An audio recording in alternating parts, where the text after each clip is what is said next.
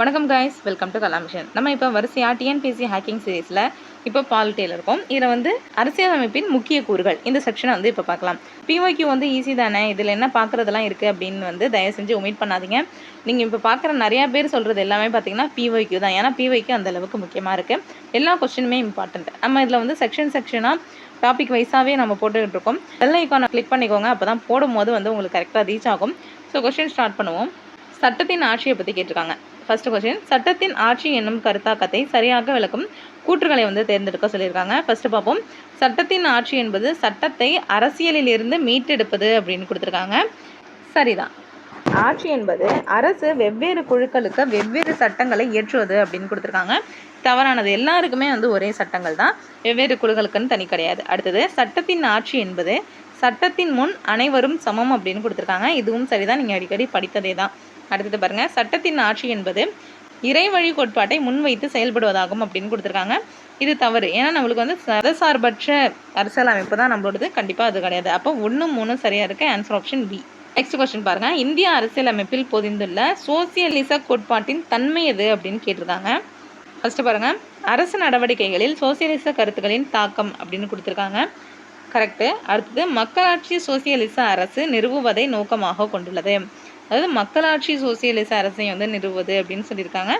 இதுவும் வந்து சரிதான். அடுத்து பாருங்க, கிழக்கு ஐரோப்பிய கூட்டு சோசியலிச முறையை போன்றது அப்படின்னு கொடுத்துருக்காங்க. இது வந்து தவறானது. நம்மளோடது வந்து ஐரோப்பிய நாடுகளில் உள்ள மாதிரி நம்மளுக்கு வந்து பொது உடைமை இருக்கா அப்படின்னு பார்த்தீங்கன்னா கிடையாது. அதனால இது கிடையாது. அடுத்தது பாருங்க, முழுமையான மார்க்சியத்தின் தாக்கம் அப்படின்னு கொடுத்துருக்காங்க. இதுவும் தவறு தான். இதில் பகுதி தான் வந்து இருக்குமே தவிர முழுமையான நம்மளுக்கு வந்து பொது உடைமை கிடையாது. அப்போ 1, 2 கரெக்டாக இருக்கு. ஆன்சர் பாருங்க டி. 1, 2 சரி. அடுத்தது, மதசார்பற்ற மக்களாட்சி பற்றிய பின்வரும் சொற்றொடர்களில் எது சரியானது அப்படின்னு கேட்டிருக்காங்க. மதசார்பற்றதுக்கானது பார்ப்போம். அரசு எந்த ஒரு மதத்தாலும் கட்டுப்படுத்தப்படாது அப்படின்னு கொடுத்துருக்காங்க. கரெக்டு. நம்மளுக்கு வந்து எந்த ஒரு தனியான மதமும் கிடையாது. அடுத்தது, ஒருவருடைய மதத்தின் நிமித்தம் அவர்கள் மீது அரசு பாகுபாடு காட்டும் அப்படின்னு கொடுத்துருக்காங்க. அப்படிலாம் கிடையாது. எல்லா மதத்தினரும் சமமாக தான் உட்காந்து கருதுறாங்க. அடுத்தது, ஒருவர் எந்த மதத்தை பின்பற்ற விரும்புகிறாரோ அதை கடைபிடிக்கும் முறைமை அரசு அனைவருக்கும் உறுதி செய்கிறது அப்படின்னு கொடுத்துருக்காங்க. இதுவும் சரி. அப்போ 1, 3 கரெக்டாக இருக்கு. ஆன்சர் பாருங்க, ஆன்சர் ஆப்ஷன் ஏ. அடுத்தது பாருங்க, எந்த கருத்தியல் இந்தியாவின் ஒற்றுமையை பாதுகாக்கும் அப்படின்னு கொடுத்துருக்காங்க. சமய சார்பின்மை தான் வந்து ஒற்றுமையை வந்து பாதுகாக்கும். Answer option D. அடுத்தது பாருங்க, இந்திய கூட்டாட்சி முறையை கூட்டுறவு கூட்டாட்சி என விவாதித்தவர் யார் அப்படின்னு கேட்டிருக்காங்க. இதுக்கு சரியான விடை வந்து கிரான்வில் ஆஸ்டின். இது வந்து முக்கியமான கொஸ்டின். கூட்டுறவு கூட்டாட்சி அப்படின்னு சொன்னது யாருன்னா ஆஸ்டின் அவர். அடுத்த கொஸ்டின் பாருங்க, சரியான கூற்று கேட்டிருக்காங்க. சமய சார்பின்மை என்பது இந்திய அரசியலமைப்பின் ஒரு அங்கமாகும் அப்படின்னு கொடுத்துருக்காங்க. சரிதான். நம்மளுக்கு சமய சார்பின்மைங்கிறது ரொம்ப முக்கியமானது. அடுத்தது, ஒரு சமயம் சார்ந்த குழு மற்றொரு குழுவின் மீது ஆதிக்கம் செலுத்தும் அப்படின்னு கொடுத்துருக்காங்க. தவறு. ஏன்னா இங்கே எல்லாருமே அவங்கவுங்களோட சமயத்தை தான் பின்பற்றுறாங்க. யாரு மேலேயும் வந்து ஆதிக்கம் செலுத்துறது கிடையாது. அடுத்தது, எந்த சமயத்தையும் பின்பற்ற அரசு அனுமதி அளித்தல் அப்படின்னு கொடுத்துருக்காங்க. சரிதான். நம்ம எந்த மதத்தை வேணாலும் பின்பற்றலாம். அடுத்தது, சமய விவகாரங்களில் அரசு நடுநிலைமையை கொண்டிருத்தல் அப்படின்னு கொடுத்துருக்காங்க. இதுவும் சரிதான். எல்லாரும் பின்பற்றலாம், எல்லாருக்கும் சரியான நடுநிலைமை வந்து இருக்குது அப்படின்னு அர்த்தம். அப்போ 1, 3, 4 கரெக்டாக இருக்குது. Answer option D. Next question பாருங்கள், உலகிலேயே எழுதப்பட்ட மற்றும் மிகவும் நீளமான அரசியலமைப்பு எது அப்படின்னு கேட்டால் இந்தியாவோடது. எழுதப்பட்டது அப்படின்னு பார்த்தீங்கன்னா ஃபஸ்ட்டு அமெரிக்காவில் எழுதப்பட்டதாக இருக்கும். ஆனால் எழுதப்பட்டதுலேயே நீளம் அப்படின்னு பார்த்தீங்கன்னா நம்மளுக்கு இந்தியா. நெக்ஸ்ட் கொஸ்டின் பாருங்கள், மதசார்பற்ற என்பதன் உண்மையான பொருள் என்ன அப்படின்னு கேட்டிருக்காங்க. அதாவது இதுக்கு சரியானது என்ன அப்படின்னு பார்த்தீங்கன்னா அரச மதம் என்ற ஒன்று இல்லை அப்படின்னு சொல்லியிருக்காங்க. அதாவது இந்தியாவுக்குன்னு ஒரு தனி மதம் கிடையாது. இப்போ வந்து வேட்டிக்கன்லலாம் எப்படி அவங்களுக்கான கிறிஸ்தவ மதம் அப்படின்னு ஒன்று இருக்கும், இல்லை அரபு நாடுகளில் எப்படி இஸ்லாம் மதம் அப்படின்னு தனியாக இருக்கும், அந்த மாதிரி இந்தியாவுக்குன்னு ஒரு தனியான மதம் எதுவும் கிடையாதுங்கிறது தான் மதசார்பற்றது அப்படிங்கிறது வரும். அடுத்த கொஸ்டின் பாருங்கள், அரசியலமைப்பின் மற்றொரு துணிச்சலான கூறு என்னவென்றால் இது மதசார்பற்ற அரசின் நிறுவ முயல்கிறது. கீழ்காணும் கூற்றுக்களில் மதசார்பற்ற அரசு பற்றிய கருத்துக்களில் பொருந்தாதது எது அப்படின்னு கேட்டுருக்காங்க. நம்ம பார்ப்போம். டைரெக்டாக ஆன்சரையே பார்த்துடலாம். அதன் சில கருத்துக்கள் நாட்டின் இறையாண்மைக்கு எதிரானது அப்படின்னு கொடுத்துருக்காங்க. கண்டிப்பாக இல்லை. இந்த மாதிரி நெகட்டிவாக வந்தாலே அதுதான் நீங்கள் ஆன்சர்னு கண்டிப்பாக போட்டுடலாம். இதையும் வந்து அதே மாதிரி தான். இது வந்து இறையாண்மைக்கு வந்து சமய சார்பற்றது வந்து தடை உறுத்துது அப்படின்னு கொடுத்துருக்காங்க. தவறு. அடுத்தது பாருங்கள், கூட்டாட்சியோட சிறப்பம்சம் என்ன அப்படின்னு கேட்டிருக்காங்க. நம்மளுக்கு வந்து அதிகார பிரிவு வரும். அதே மாதிரி சுதந்திரமான நீதிமன்றம், எழுதப்பட்ட அரசியலமைப்பு, அதிகார பகிர்வெல்லாம் வராது. அதே மாதிரி பிரதமரின் தலைமையும் வந்து கிடையாது. அப்போ 1, 3, 5 ஆன்சர் ஆப்ஷன். ஸோ இது வரைக்கும் நம்ம வந்து அரசியலமைப்போட சிறப்பியல்புகள் பார்த்துருக்கோம். ப்ளஸ் அதோட அந்த தேசிய சின்னங்கள்லாம் வந்து ஏற்றுக்கொள்ளப்பட்டது, இந்த மாதிரியான கொஸ்டின்ஸ்லாம் வந்து வரும். அதையும் பார்த்துக்கலாம். ஸோ ஃபஸ்ட் கொஸ்டின் பார்ப்போம். முதலாக ஜனகண மன என்னும் பாடல் இந்திய தேசிய காங்கிரஸில் எந்த மாநாட்டில் பாடப்பட்டது அப்படின்னு கேட்டிருக்காங்க. இப்போ வந்தே மாதரம் சர்ச்சையும் இருக்குது, அதனால் இது வந்து நல்லா பார்த்துக்கலாம். ஸோ இதுக்கான ஆன்சர் என்ன அப்படின்னு பார்த்தீங்கன்னா ஆன்சர் ஆப்ஷன் சி. 1911 கல்கத்தா மாநாட்டில் தான் முதலாக ஜனகண மன அப்படிங்கிற பாடலை தேசிய காங்கிரஸ் வந்து பாடியிருக்கும். அடுத்த கொஸ்டின் பாருங்கள். ஜனகண மன பாடல் எப்பொழுது இந்திய தேசிய கீதமாக அரசியலமைப்பு சபையால் ஏற்றுக்கொள்ளப்பட்டது அப்படின்னு கேட்டிருக்காங்க. ஜனவரி 24, 1950. அடுத்த கொஸ்டின் பாருங்கள். இந்திய தேசிய கீதம் ஜனகண மன முதலாக பாடப்பட்டது எப்போ அப்படின்னு கேட்டிருக்காங்க.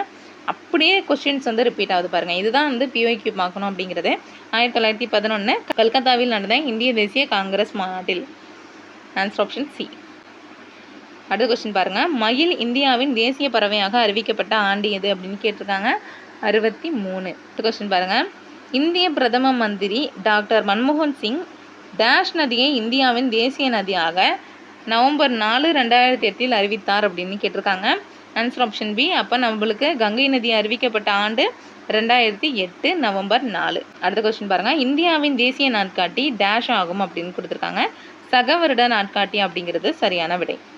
அடுத்த கொஸ்டின் பாருங்கள். இந்தியாவின் தேசிய மலர் தாமரை தாவரவியல் ரீதியாக டேஷ் என்று அறியப்படுகிறது அப்படின்னு கேட்டிருக்காங்க. அதாவது தாமரையோட அறிவியல் பெயர் கேட்டிருக்காங்க. இதுக்கு சரியான விடை நலம்பூ நியூசிஃபரா அப்படிங்கிறது தான் சரியான விடை. தாமரையோட பெயர் பாருங்கள். வந்தே மாதரம் என்ற பாடலை சமஸ்கிருதத்தில் இயற்றியவர் யார் அப்படின்னு கேட்டிருக்காங்க. இப்போ பார்த்தீங்களா, வந்தே மாதரம் நம்மளுக்கு எந்த அளவுக்கு முக்கியமாக போயிட்டு இருந்தது. இதை வந்து சமஸ்கிருதத்தில் இயற்றியவர் Bankim Chandra Chatterjee. Answer option C.